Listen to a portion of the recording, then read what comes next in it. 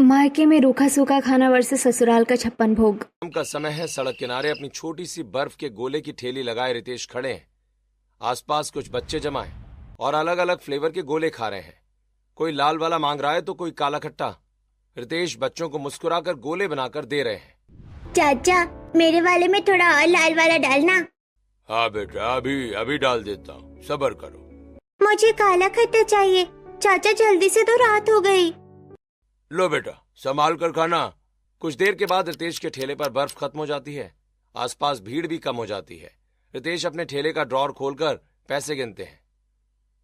हे भगवान, बस 100 रुपया, वो भी जैसे तैसे चिल्लर जोड़कर। आज घर में कैसे गुजारा होगा कुछ समझ नहीं आ रहा है। रितेश भारी कदमों से अपनी ठेली धकेलते हुए घर की तरफ निकल पड़ते हैं।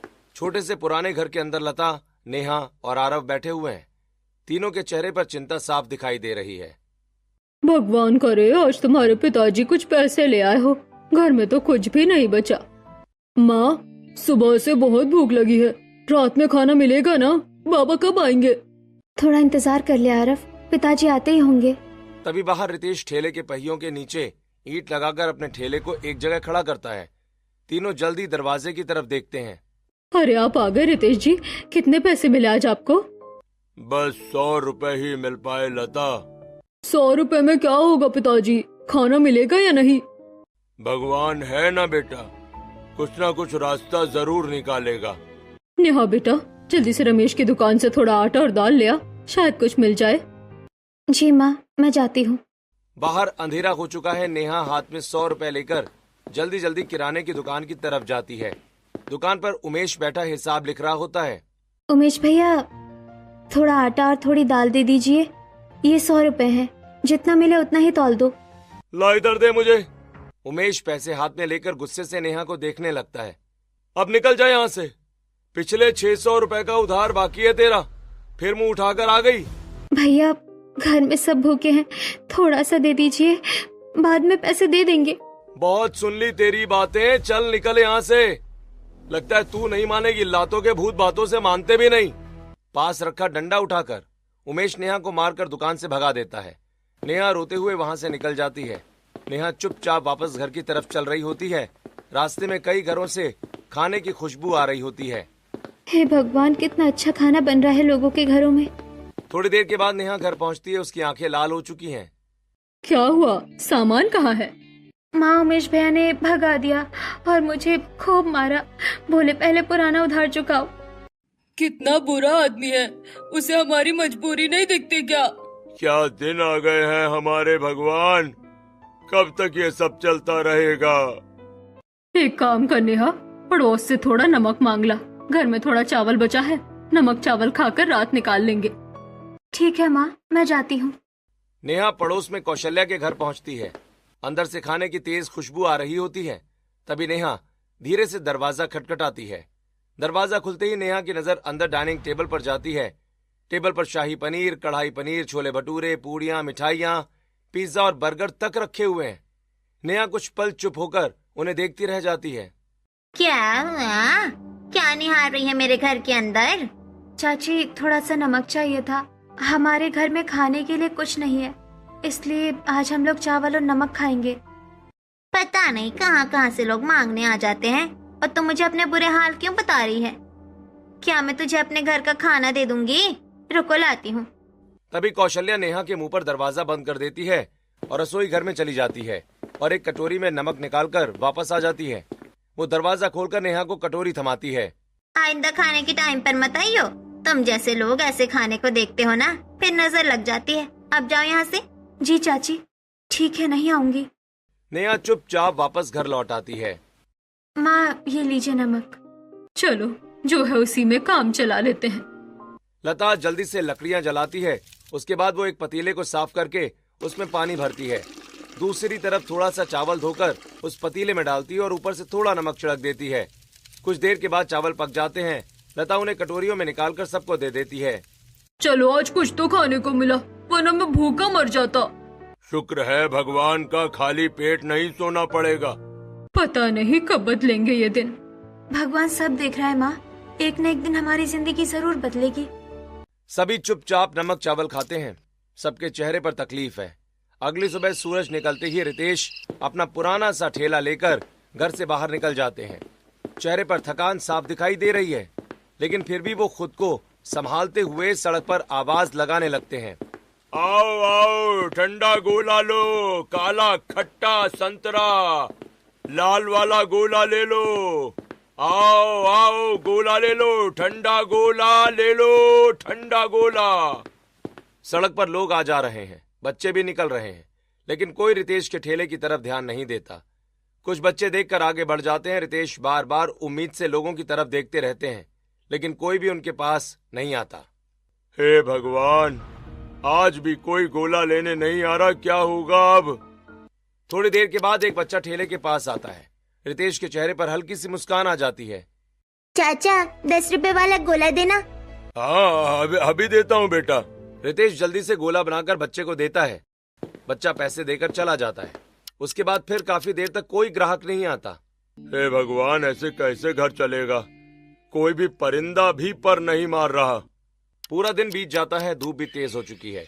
रितेश थक कर ठेले के सहारे खड़ा हो जाता है। सुबह से बस 2-4 गोले बिके, आज भी कुछ नहीं हुआ। शाम होने लगती है। रितेश उदास होकर ठेला घर की तरफ ले जाते हैं। घर के बाहर पहुंचकर वो ठेला एक किनारे लगाते हैं और पहियों के नीचे ईंट लगाकर उसे रोक देते हैं।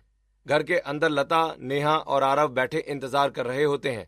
जैसे ही रितेश अंदर आते हैं, सब उनकी तरफ देखने लगते हैं। क्या हुआ, आज कुछ कमाई हुई?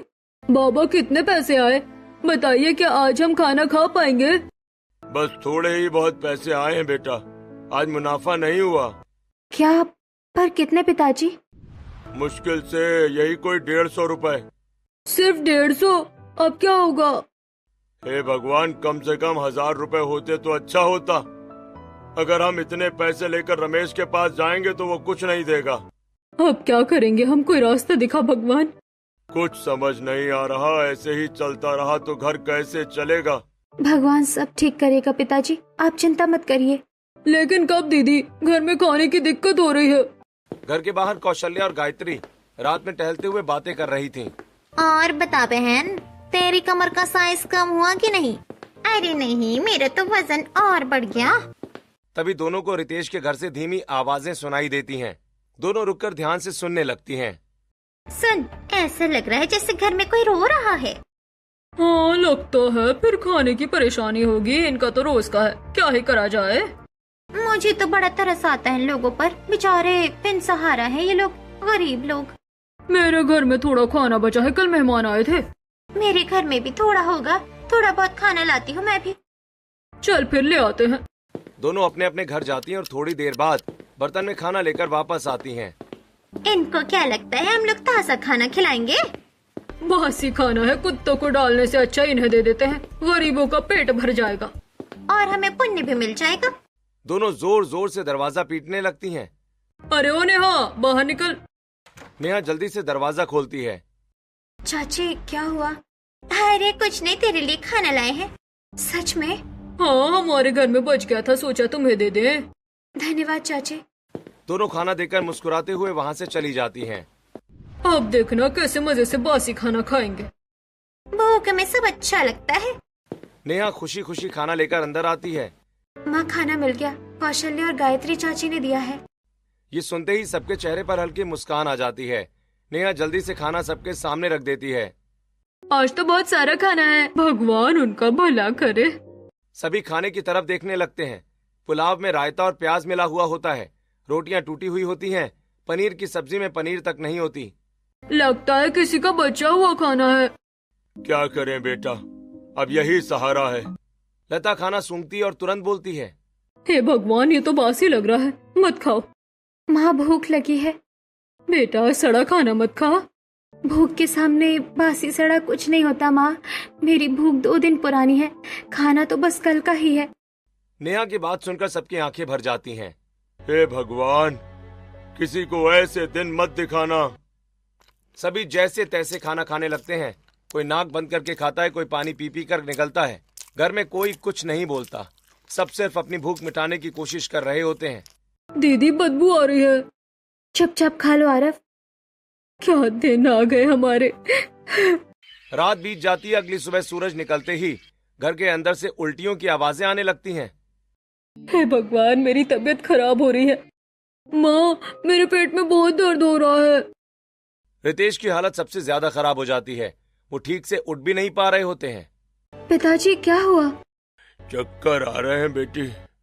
लगता है खाना खराब था। मैंने कहा था बदबू आ रही थी। नेहा चिंता में इधर उधर देखने लगती है। फिर उसकी नजर बाहर खड़े ठेले पर जाती है।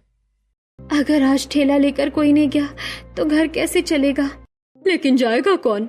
माँ, मैं चली जाती हूँ ठेला लेकर। दीदी तुम? और कोई रास्ता भी तो नहीं है।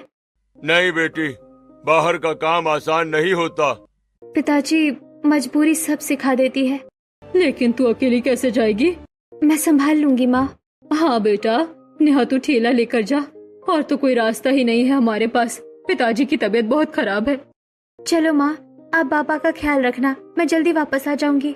नेहा ठेले के पहियों में लगी ईंटों को हटाती है। फिर धीरे धीरे सारा सामान ठीक से रखती है और ठेला लेकर घर से बाहर निकल जाती है। सड़क किनारे नेहा अपना ठेला लगाकर खड़ी हो जाती है। वो लोगों की तरफ देखते हुए आवाज लगाने लगती है। आओ, ठंडा गोला ले लो, काला खट्टा संतरा लाल वाला।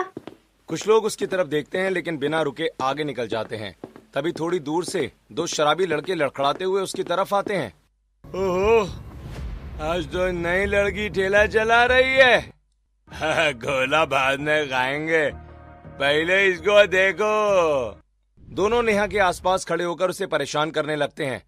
एक उसके बाल पकड़ लेता है तो दूसरा उसके ठेले से बर्फ निकालकर सड़क पर फेंक देता है। ये क्या कर रहे हो आप लोग? मुझे जाने दो। अरे इतनी जल्दी भी क्या है? आज तो तू हमारे साथ चलेगी। हाँ। एक लड़का नेहा का दुपट्टा खींच लेता है। नेहा घबराकर पीछे हट जाती है। मेरे घर में खाने को कुछ नहीं है, मुझे परेशान मत करो। खाना नहीं है तो दारू पी ले। चल हमारे साथ, स्वर्ग दिखाते हैं तुझे। भगवान के लिए मुझे जाने दो। तभी नेहा जल्दी से नीचे से मिट्टी उठाती है और दोनों लड़कों की आंखों में फेंक देती है। अरे मेरी आंख, पकड़ो इसे। नेहा तुरंत अपना ठेला पकड़ती है और वहां से तेजी से निकल जाती है। थोड़ी दूर जाकर नेहा एक पार्क के बाहर ठेला लगाकर खड़ी हो जाती है। वो जल्दी से अपने कपड़े और बाल ठीक करती है। तभी नेहा कहती है, शायद यहाँ बच्चे होंगे, कोई ना कोई गोला ले ही लेगा। नेहा चुपचाप ठेले के पास खड़ी रहती है। तभी वहाँ एक पुलिस वाला आ जाता है। ओए, यहाँ क्या कर रही है? निकल यहाँ से, चल। साहब, मुझे खड़ा रहने दीजिए, घर में खाने को कुछ नहीं है। ये तेरे बाप की जगह नहीं है जो यहाँ पर खड़ी हो गई। साहब, दया कर दीजिए। कोई दया वया नहीं होगी, चल हट यहाँ से। पुलिस वाला अपनी लाठी से ठेले पर मारता है। नेहा डर का ठेला पीछे खींच लेती है। दोबारा यहाँ दिखी ना तो ठेला उठा ले जाऊंगा तेरा। नेहा डरते डरते वहां से चली जाती है। कुछ देर के बाद वो एक बड़े मॉल के बाहर एक कोने में ठेला लगाकर खड़ी हो जाती है। शायद यहाँ कोई मुझे नहीं भगाएगा। नेहा चुपचाप खड़ी होकर गोला बेचने की कोशिश करती रहती है। तभी मॉल के अंदर से सीमा और राहुल बाहर निकलते हैं। हे भगवान, मुझे बहुत तेज चक्कर आ रहा है। माँ, आप ठीक तो हैं? बेटा, जल्दी से पानी लेकर आओ, मुझे बेहोशी सी लग रही है। अभी लाता हूँ माँ। राहुल जल्दी से पानी लेने चला जाता है। सीमा वहीं खड़ी खुद को संभालने की कोशिश करती है। पता नहीं इस साल इतने गर्मी क्यों पड़ रही है, मुझे तो कुछ समझ नहीं आ रहा। अरे, वहाँ बर्फ का गोला भी मिल रहा है। सीमा थोड़ा आगे बढ़ती है लेकिन अचानक चक्कर खाकर नीचे गिर जाती है। नेहा जैसे ही सीमा को जमीन पर गिरा हुआ देखती है, वो तुरंत अपने ठेले से पानी निकालती है और भागकर सीमा के पास पहुंच जाती है। नेहा सीमा को अपनी गोद में सहारा देती है और उसके चेहरे पर पानी छिड़कने लगती है। आंटी जी, आंखें खोलिए। नेहा जल्दी जल्दी सीमा को पानी पिलाने की कोशिश करती है। कुछ ही देर बाद सीमा धीरे धीरे होश में आने लगती है। मैं कहाँ हूँ? आप ठीक है आंटी जी, घबराइए मत। बेटा, तुम मुझे जानती तक नहीं, फिर भी तुमने मेरी मदद की। मदद करने के लिए जान पहचान जरूरी नहीं होती, इंसानियत जरूरी होती है। काश ऐसी लड़की सबके घर में हो। मेरा तो मन कर रहा है कि तू ही मेरी बहू बन जाए। अरे, क्या कह रही हैं आप? तभी राहुल पानी की बोतल लेकर वापस आता है। वो नेहा को अपनी माँ के पास बैठा देखता है। माँ, क्या हुआ? बेटा, अगर ये लड़की मुझे संभालती नहीं तो पता नहीं क्या हो जाता। आपका बहुत बहुत धन्यवाद। इसमें धन्यवाद की क्या बात है? फिर भी आपने बहुत बड़ी मदद की है। बेटा, तुम्हारा नाम क्या है? जी, मेरा नाम नेहा है। अच्छा नाम है। धन्यवाद। अच्छा बेटा, अब हम चलते हैं, अपना ख्याल रखना। जी आंटी जी। राहुल सीमा को सहारा देकर वहां से ले जाता है। नेहा फिर चुपचाप अपने ठेले के पास आकर खड़ी हो जाती है। कुछ देर तक नेहा बिना कुछ बोले लोगों को आते जाते देखती रहती है। मेरे दिन कब बदलेंगे? कहीं तो होगा मेरा राजकुमार। कौन होगा मेरा राजकुमार? हाँ, यही बनेगा उस लड़की नेहा का राजकुमार जिसे मैंने आज देखा है। कौन लड़की? माँ, किसकी बात कर रही हो? हमें भी बताइए। आज एक लड़की मिली, इतनी अच्छी लड़की मैंने आज तक नहीं देखी। सच कह रही है माँ, वो बहुत अच्छी थी। ऐसा क्या किया उसने? मेरी तबीयत अचानक खराब हो गई थी, मैं सड़क पर गिर गई थी, तभी उस लड़की ने मुझे संभाला। मैं पानी लेने गया था, अगर वो वक्त पर माँ को नहीं संभालती तो माँ की तबीयत और खराब हो जाती। वाह, आजकल कौन इतना करता है किसी के लिए। सच में बहुत अच्छी लड़की होगी। उसके चेहरे पर इतनी मासूमियत थी, हर बातों में इतना संस्कार। भाई कौन थी वो? बर्फ का गोला बेच रही थी। गोला बेच रही थी? काम छोटा बड़ा नहीं होता, इंसान बड़ा होना चाहिए। और वो दिल से बहुत अच्छी थी। मैं चाहती हूँ राहुल की शादी उसी लड़की से हो। माँ, इतनी जल्दी क्या है? अरे वाह भैया, अब तो आपके भी दिन बदलेंगे। भाई लेकिन उसका घर परिवार कुछ पता है? नहीं, लेकिन इतना जरूर पता है कि वो बहुत संस्कारी है। हमें अमीर और दिखावे वाली लड़की नहीं चाहिए, हमें ऐसी लड़की चाहिए जो घर संभाल सके और अपनों की कद्र करे। बिल्कुल सही कहा राहुल ने। लेकिन अब उससे मिलोगे कैसे? मुझे लगता है कि वो कल फिर वही ठेला लगाएगी। अगर किस्मत ने हमें मिलने के लिए लिखा है तो वो कल जरूर मिलेगी। और हम कल उससे मिलने जरूर जाएंगे। अगले दिन सीमा का पूरा परिवार उसी जगह पहुंचता है जहां नेहा अपना ठेला लगाकर खड़ी रहती है। बड़ी सी लग्जरी गाड़ी सड़क किनारे आकर रुकती है। नेहा गाड़ी को देखकर थोड़ा घबरा जाती है। शायद ये लोग गोला खाने आए हैं। गाड़ी का दरवाजा खुलता है। सीमा, राहुल, महेश, पायल और निया नीचे उतरते हैं। नेहा तुरंत मुस्कुराकर अपने ठेले के पास खड़ी हो जाती है। बताइए, कौन सा गोला दूं? काला खट्टा, लाल वाला, संतरा या मीठा वाला? अरे बेटा, हम गोला खाने नहीं आए। जी? हमें तुम्हारे घर जाना है बेटा। मेरे घर? अरे बेटा, तू मुझे भूल गई क्या? कल तूने ही तो मेरी मदद की थी। अरे हाँ, अब वही है, कल आपकी तबीयत खराब हो गई थी। हाँ बेटा, हम तेरे माँ बाप से मिलकर उनका धन्यवाद करना चाहते हैं। मैंने कौन सा इतना बड़ा काम किया है, मैंने तो बस पानी पिलाया था। आजकल कोई इतना भी नहीं करता। इंसानियत थी बस। चल बेटा, हमें अपने घर ले चल। लेकिन मेरा ठेला? हमारे नौकर ठेला संभाल लेंगे बेटा, तुम चिंता मत करो। पीछे खड़े नौकर ठेले को पकड़ लेते हैं। नेहा झिझकते हुए बड़ी गाड़ी में बैठ जाती है। धीरे धीरे नेहा के घर की तरफ बढ़ती है। रास्ते भर नेहा खिड़की से बाहर देखती रहती है। उसके चेहरे पर घबराहट साफ दिखाई दे रही होती है। जैसे ही गाड़ी मोहल्ले में पहुंचती है, आसपास के लोग देखने लगते हैं। आरव बाहर खड़ा होता है। इतनी बड़ी गाड़ी देखकर उसकी आंखें खुली की खुली रह जाती हैं। माँ, दीदी बड़ी गाड़ी में आई है। आसपास खड़ी कौशल्या और गायत्री भी गाड़ी को देखकर बातें करने लगती हैं। देखो तो, लगता है किसी अमीर घर में हाथ मार लिया। तभी तो इतनी बड़ी गाड़ी में घूम रही है। लता की बेटी एक गुलछर्रे उड़ाएगी और क्या। गाड़ी घर के बाहर रुकती है। सभी लोग नीचे उतरते हैं। लता और रितेश घबराकर बाहर आ जाते हैं। नेहा, क्या हुआ बेटा? माँ, घबराइए मत। नमस्ते। नमस्ते जी, आइए अंदर आइए। सभी लोग छोटे से घर के अंदर बैठ जाते हैं। लता को तो समझ ही नहीं आता कि इतने बड़े लोग उनके घर क्यों आए हैं। आपकी बेटी बहुत अच्छी है। जी? कल इन्होंने मेरी माँ की जान बचाई थी। हमारी बेटी का दिल बहुत अच्छा है। इसी वजह से हम आपकी बेटी का हाथ अपने बेटे राहुल के लिए मांगने आए हैं। ये सुनते ही घर के सभी लोग एक दूसरे की तरफ देखने लगते हैं। नेहा खुद भी हैरान रह जाती है। सच में? हाँ बेटा, हमें तो विश्वास ही नहीं हो रहा। हमारी बेटी इतनी किस्मत वाली होगी, हमने कभी सोचा भी नहीं था। हमें अमीरी नहीं, अच्छे संस्कार चाहिए। और वो आपकी बेटी में है। हमें ये रिश्ता मंजूर है। हम चाहते हैं कि हमारी बेटी आपके घर जाए। शुभ काम में देरी कैसी। ठीक है, मैं जल्दी ही पंडित जी से शुभ मुहूर्त निकलवाती हूँ। कुछ दिनों के बाद शुभ मुहूर्त निकलता है और राहुल और नेहा की शादी हो जाती है। पूरे घर में खुशियों का माहौल होता है। शादी के बाद नेहा का गृह प्रवेश होता है। सीमा आरती करती है और नेहा चावल का कलश गिराकर अंदर आती है। स्वागत है भाभी। अब ये घर आपका है। सभी रस्में पूरी होने के बाद नेहा थक जाती है। बेटा जाओ अब कमरे में जाकर आराम कर लो। जी माँ जी। नेहा कमरे में जाती है। कमरे में एसी चल रहा होता है। बड़ा सा मखमली बिस्तर देखकर वो कुछ देर चुपचाप खड़ी रह जाती है। इतना बड़ा कमरा।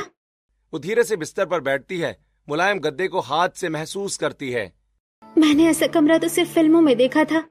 थकान की वजह से नेहा वहीं लेटे लेटे सो जाती है। अगली सुबह नेहा सुंदर सी साड़ी पहनकर नीचे आती है। सभी उसकी तरफ देखकर मुस्कुराने लगते हैं। अरे वाह, हमारी बहू तो बहुत सुंदर लग रही है। धन्यवाद माँ जी।